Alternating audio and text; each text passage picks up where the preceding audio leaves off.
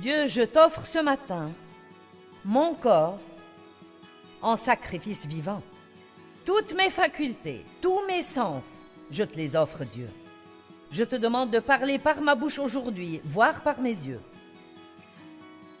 Dieu, parle à travers moi. Touche avec mes mains, marche avec mes pieds. Ressens avec mes émotions, pense par ma pensée. Me voici, Dieu. Travaille à travers moi.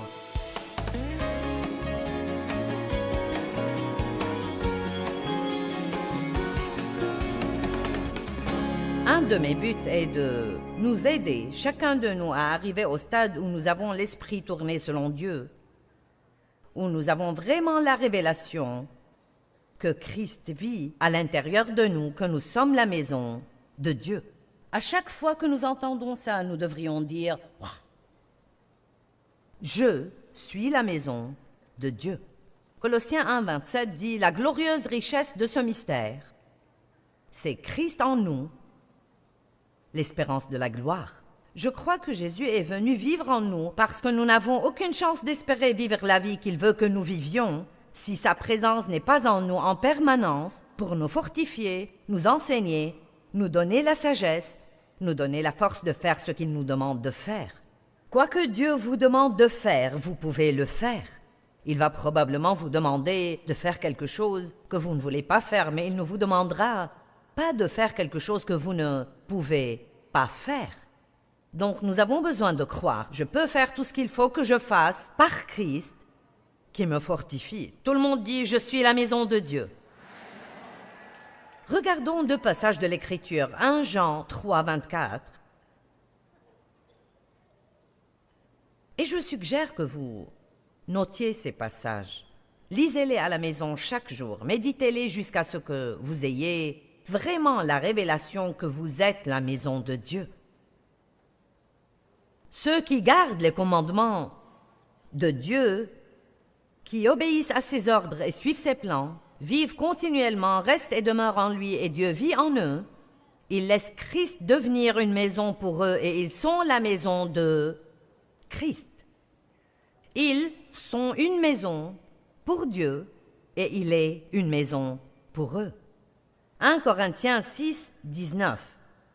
Ne savez-vous pas que votre corps est le temple, le véritable sanctuaire du Saint-Esprit qui vit, où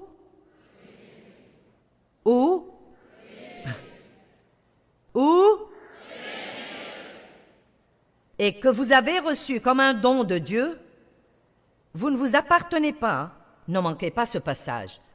Vous ne vous appartenez pas à vous-même, car vous avez été rachetés à grand prix, achetés pour une valeur élevée et dûment payés, devenus siens. C'est pourquoi honorez Dieu et rendez-lui gloire dans votre corps. J'encourage assez souvent les gens à prendre soin d'eux-mêmes. Prenez soin de vous physiquement, prenez soin de vous mentalement. Vivez une vie équilibrée.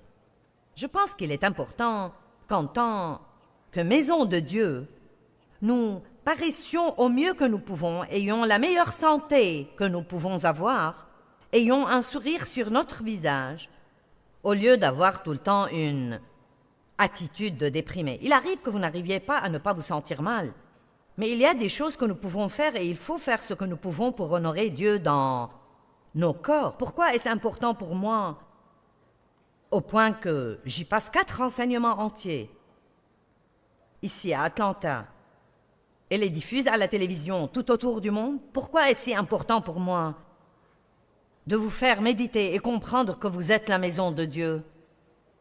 Parce que j'ai été de nombreuses années une chrétienne religieuse. J'aimais Dieu, je croyais que j'étais sauvée, mais je ne savais rien de ce que j'avais obtenu en tant que croyante. Je ne connaissais pas mon héritage de croyante. Je croyais que Dieu vivait tout là-haut, quelque part dans le ciel, et qu'un jour, bientôt au paradis, je pourrais vivre avec lui.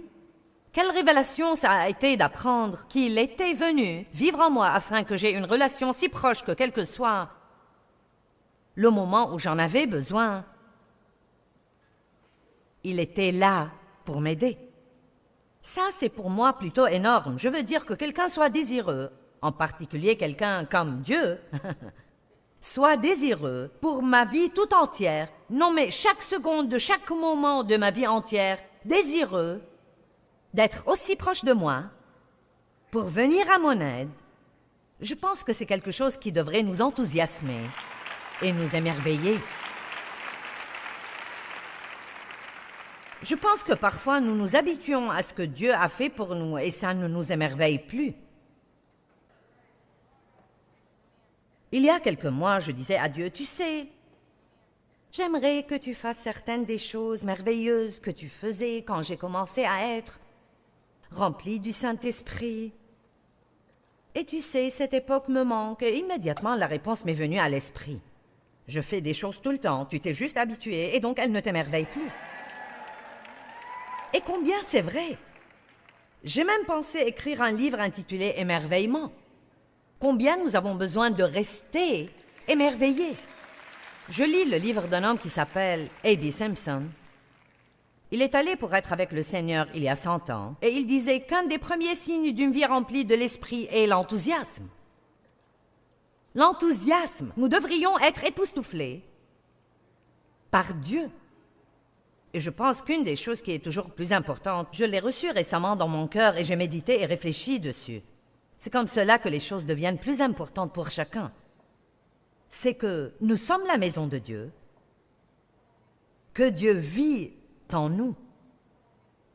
Donc, une des choses que j'aime quand je suis à la maison, c'est que j'y suis à l'aise.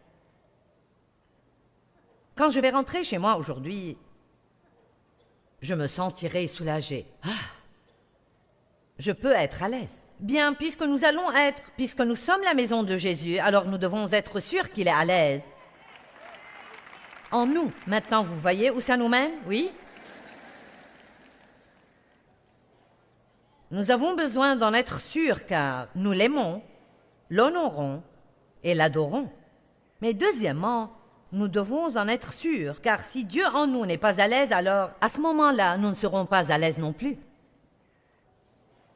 Je pense que beaucoup de gens ne se sentent pas bien. Quelque chose les gêne. Ils ne peuvent pas mettre le doigt dessus. Ils ne savent pas exactement ce que c'est. Ils sentent une lourdeur. Ils sont de mauvaise humeur. Qui est d'accord? Je pense que c'est parce que le Saint-Esprit qui vit en eux est attristé par quelque chose qu'ils font, à cause d'une attitude qu'ils ont, la façon dont ils ont parlé à quelqu'un, sans même réaliser ce qu'ils faisaient, sans jamais penser à se repentir. Et donc le Saint-Esprit est attristé, et donc cette personne est attristée. Quand nous nous sentons comme cela, nous devrions nous arrêter un moment et juste dire, « Dieu, y a-t-il quelque chose que j'ai fait qui attriste ton Esprit Saint? Peut-être qu'il n'y a rien. Ne faites pas la chasse aux sorcières chaque fois que vous avez un coup de mou. Mais ça ne fait pas de mal non plus de dire, « Dieu, s'il y a quelque chose que j'ai fait... » Vous savez, si quelqu'un dans ma maison ou quelqu'un dont je suis proche est attristé, je suis dans leur entourage, je le sens. Donc, si le Saint-Esprit est attristé en moi, je vais me sentir attristé. Et vous savez, une des choses dont la Bible dit qu'elle attriste le Saint-Esprit, en Éphésiens 4, en commençant au verset 29, c'est la façon dont nous parlons aux gens. La façon dont nous parlons aux gens. Regardons Éphésiens 4, 29. Nous ne voulons pas rater cette opportunité. Je veux que Dieu soit content en moi. Comme ça, je peux me sentir contente. J'ai quelques personnes ici qui sont d'accord avec moi, donc c'est super.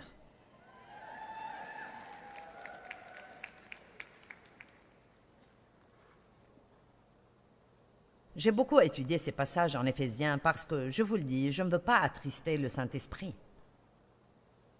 Verset 29. « Qu'aucun langage souillé ou dégradant, ni aucune parole mauvaise, ni conversation indigne ou malsaine ne sortent jamais de votre bouche, mais seulement des paroles qui font du bien, propres à l'édification des autres, selon leurs besoins, et qui puissent être une bénédiction et transmettre la grâce, la faveur de Dieu à ceux qui vous entendent. » Verset suivant 30. « Et n'attristez pas le Saint-Esprit de Dieu.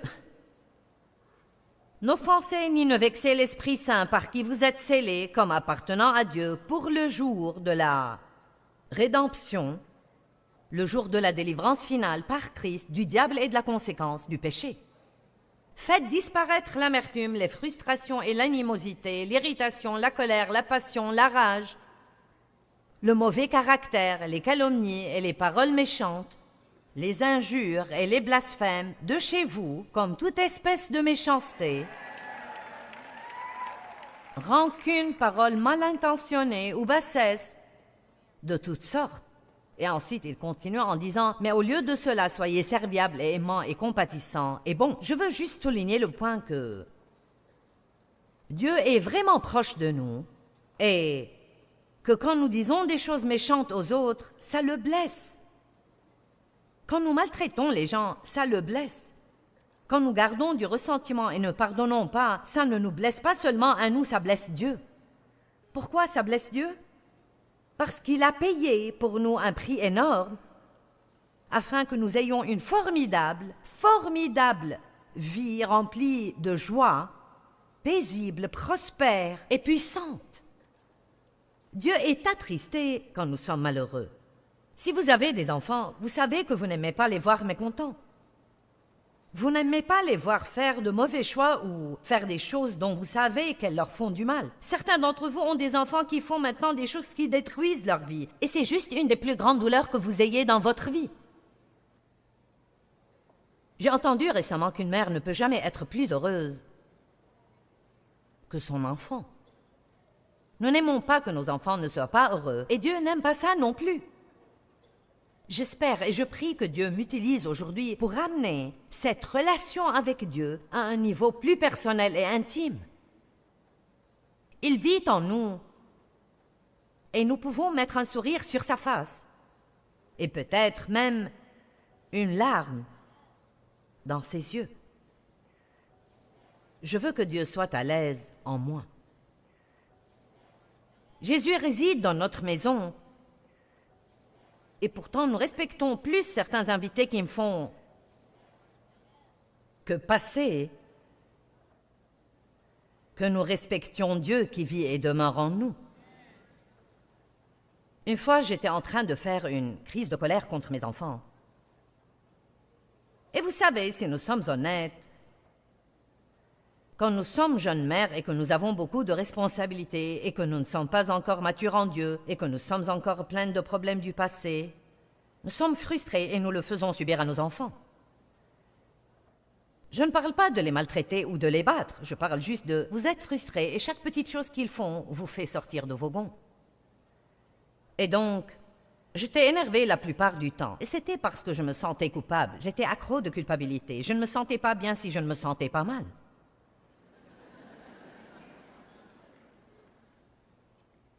Et donc, je disais à mes enfants d'aller jouer, puis je leur disais « Rangez ces jouets, rangez ce désordre ». Je croyais que jouer voulait dire se tenir comme ça dans un coin et dire « Oui maman, oui maman, oui maman ». Un jour, quelque chose m'a fait sortir de mes gonds. « Mais rangez ce désordre, je passe mon temps à ranger ici et là. Vous ne faites que mettre du désordre, vous ne pouvez pas faire une seule chose correctement. » Et puis après ma petite crise, je disais « Désolé Dieu, je suis tellement désolée Dieu, je ne peux pas m'en empêcher. » Est-ce que quelqu'un connaît ça? Et j'étais désolée et je pensais vraiment que je ne pouvais pas m'en empêcher. Nous pouvons nous empêcher de faire beaucoup de choses.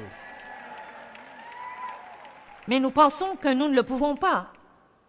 Et c'est une sorte de chaîne dans notre vie qui entrave notre capacité à résister. Nous croyons que nous n'y pouvons rien, alors nous ne faisons rien contre cela. Et Dieu a juste mis cette image dans ma tête. Et il a dit, tu n'es pas obligé d'agir ainsi. Si ton pasteur se tenait à la porte au milieu de ta crise, tu la surmonterais.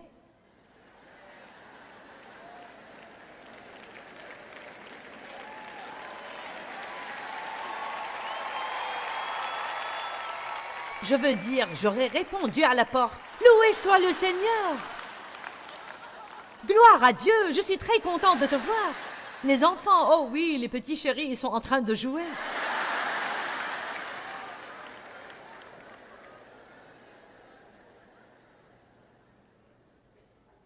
Mais le fait est que notre très grand prêtre Jésus, Dieu le Père, le merveilleux, précieux Saint-Esprit qui nous enseigne et demeure en nous, ils sont à la maison tout le temps. Et nous ne semblons pas agir comme en leur présence.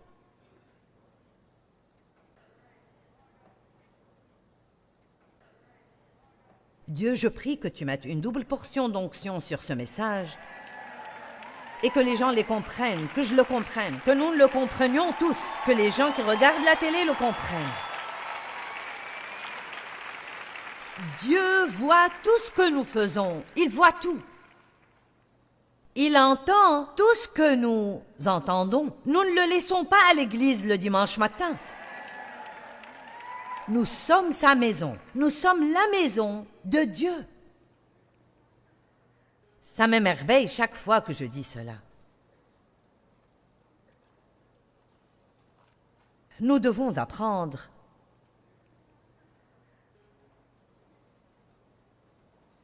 que Dieu est tout. Tout est au sujet de Dieu. Tout a commencé en lui. Tout est maintenu en lui. Tout finit en lui. Et il doit être le centre de votre vie et le numéro 1 dans la moindre chose que nous faisons. Regardons Romains 12, 1. Je vais vous montrer un passage de l'Écriture que vous devriez proclamer pour vous-même régulièrement. Paul a dit, « Frères, puisque Dieu a ainsi manifesté sa bonté pour nous, je vous exhorte à consacrer de manière décisive vos corps, représentant vos membres et toutes vos facultés, comme un sacrifice vivant et saint, voué à consacrer et agréable à Dieu. C'est là la louange et le service raisonnable, rationnel et intelligent que vous lui devez. Au lieu de se lever le matin et donner à Dieu la liste des 25 choses que vous avez à faire ce jour-là, jusqu'au sourire,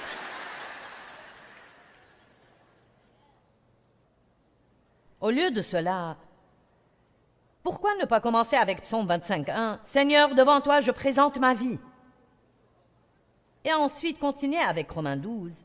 « Dieu, je t'offre ce matin mon corps en sacrifice vivant. Toutes mes facultés, tous mes sens, je te les offre, Dieu. Je te demande de parler par ma bouche aujourd'hui, voir par mes yeux. Parle à travers moi.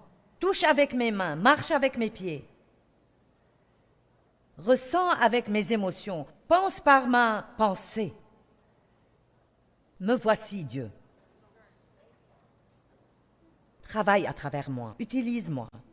Je veux être ton représentant dans le monde aujourd'hui.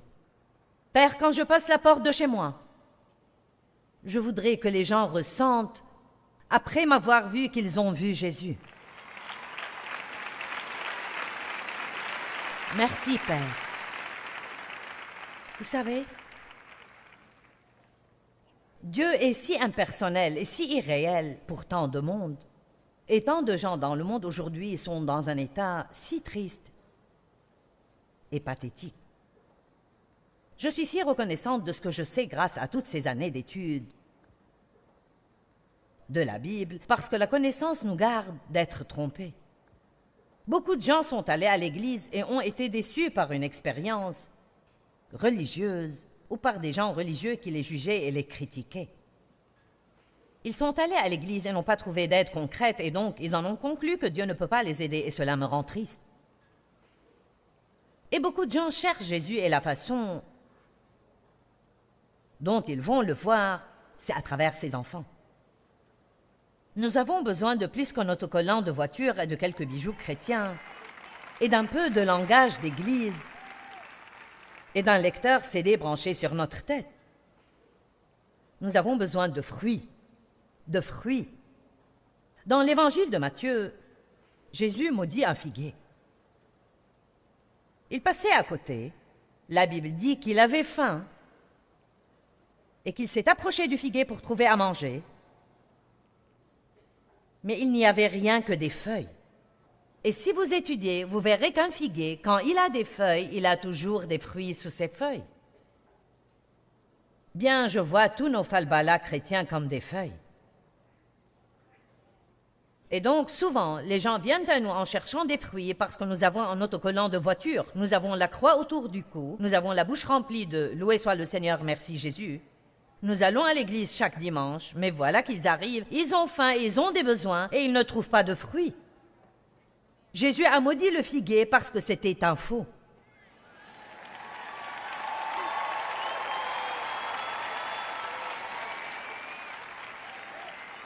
Je ne veux pas être en toc. Je refuse d'être d'une certaine manière ici et d'une autre manière à la maison derrière ma porte. J'avais une certaine attitude à l'église et une autre différente chez moi. Dave et moi, nous nous disputions pendant le chemin vers l'église. Mais quand nous arrivions à la porte, loué soit le Seigneur. Répugnant. Je peux me revoir regardant les paroles sur l'écran, les mains levées, articulant la chanson « Je te soumets tout », en étant en colère contre Dave et en pensant, alors que je chantais, « S'il croit que je vais lui cuisiner quelque chose à manger aujourd'hui, il va voir. »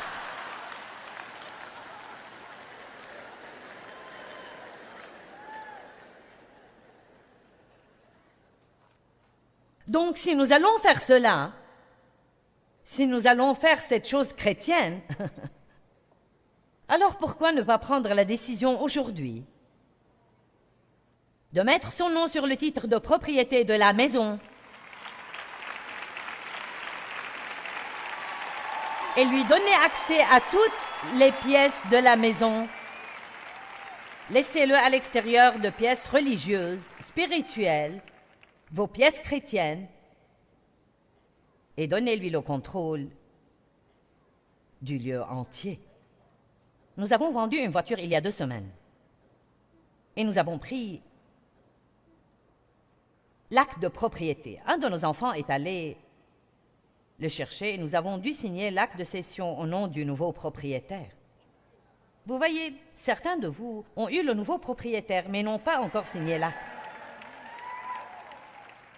Et ça ne me dérangeait pas si vous rentriez chez vous et preniez la peine de vous asseoir, agissiez comme un petit enfant, dessiniez un contrat, un petit acte de propriété de votre vie, et le signiez en disant « Dieu, me voici. Tu me prends et tu fais avec moi ce que tu veux. Me voici, je suis complètement à toi, plus de religieux, de contrefaçon. »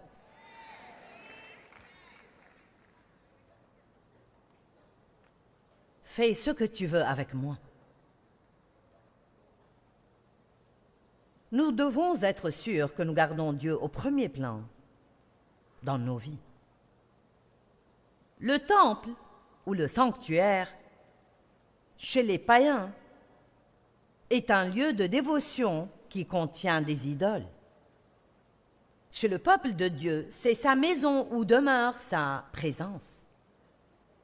Nous sommes le sanctuaire de Dieu. Est-ce qu'un chrétien peut aussi adorer des idoles? Oui. Vous dites, attends, je ne ferai pas ça. Absolument n'importe quoi peut devenir une idole. Je dois vous dire qu'il y a eu un temps dans ma vie où ce ministère est devenu vraiment une idole pour moi. Quand j'ignorais de fait la sagesse de Dieu pour faire des choses dont je pensais qu'elles allaient aider mon ministère. Et je suis reconnaissante de ce que j'ai appris et que je peux dire maintenant non à ce à quoi Dieu dit non, et oui à ce à quoi il dit oui, sans faire attention à ce que les gens vont penser ou dire. Mais ça n'a pas toujours été comme cela. Exactement comme n'importe qui débute, j'avais beaucoup de Dieu en moi, mais aussi beaucoup d'ambition humaine. J'avais été maltraitée dans mon enfance, je ne me sentais pas bien avec moi-même, je tirais ma valeur de ce que j'accomplissais, et donc je voulais être la plus grande, la meilleure et le masque de tout. Mais pour les mauvaises raisons. Je ne savais pas que ma motivation n'était pas juste du tout. Une des raisons pour lesquelles le Saint-Esprit vit en nous est de constamment nous purifier et nous enseigner. Merci Dieu de ce que nous continuons d'apprendre et de ce qu'il nous enseigne. Notre travail peut devenir une idole. L'argent peut devenir une idole. Posséder des choses peut devenir une idole. Une personne que vous aimez peut devenir une idole. Vous dites, que veux-tu dire par là? Vous allez vous prosterner devant eux et faire ce qu'ils veulent avant de vous prosterner devant Dieu et faire ce qu'il veut.